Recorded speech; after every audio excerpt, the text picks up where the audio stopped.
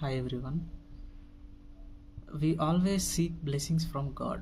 దేవుడి నుండి మనం ఎప్పుడు ఆశీర్వాదాలని కోరుకుంటూ ఉంటాం. మనం ఆశీర్వాదాలని కోరుకుంటూ ఉంటాం కానీ ఆశీర్వాదాన్ని పొందాలి అంటే మనం ఏం చేయాలి అనేది కంప్లీట్గా మర్చిపోతూ ఉంటాం. కంప్లీట్గా వి ఫర్గెట్ ఇట్ కంప్లీట్లీ. అంటే అలా చేస్తే ఆశీర్వాదాలు రావు అని మనకు తెలిసినా కానీ అలానే సేమ్ లైఫ్ మన లైఫ్లో మాత్రం మార్పు ఉండదు, నో చేంజ్. కానీ ఆశీర్వాదాలు మాత్రం కావాలి. We need blessings from God. Okay, దేవుడు ఏం పక్షపాతి కాదు. దేవుడు అందరి మీద తన వర్షాన్ని, సూర్యరశ్మిని అన్నీ ఈక్వల్గా ఇస్తున్నాడు దేవుడు అందరికీ. దేవుడు ఏం పక్షపాతి కాదు. ఇక్కడ దేవుని నిందించడానికి ఏం లేదు.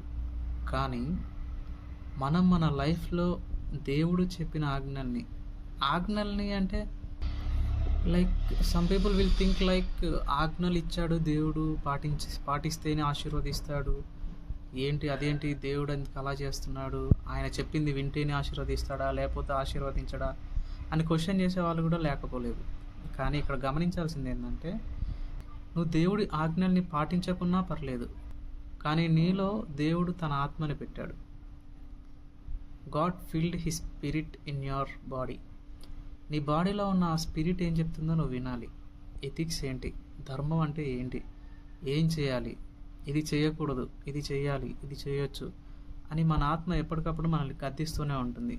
అలా మన ఇష్టానుసారంగా ఎన్ని తప్పులైనా చేసుకుంటూ వెళ్ళి, ఇక్కడ గమనించాల్సింది ఏంటంటే, స్వతహాగా మనలో ఉన్న ఆత్మ అనేది మనల్ని గద్దిస్తూనే ఉంటుంది, అది వేరే విషయం. కానీ చాలామందికి దేవుడు ఇచ్చిన ఆజ్ఞలు కూడా తెలుసు. ఆ ఆజ్ఞల్ని కూడా పాటించకుండా మనం జస్ట్ దేవుడు మనకు ఆశీర్వాదం ఇచ్చేసేయాలి అంటే కుదరదు. అసలు ఫస్ట్ నీకేం రైట్ ఉంది దేవుని అడగడానికి అనేది మనల్ని మనం క్వశ్చన్ చేసుకున్నప్పుడు మనలో చేంజ్ అనేది ఖచ్చితంగా వస్తుంది. That change is very important to seek God's blessings. That is the credibility we should have to ask him blessings. ఇది నేను నమ్ముతున్నాను. ఇది మీ అందరితో కూడా షేర్ చేసుకుందామనేసి ఈ వీడియో చేస్తున్నాను. Thank you very much.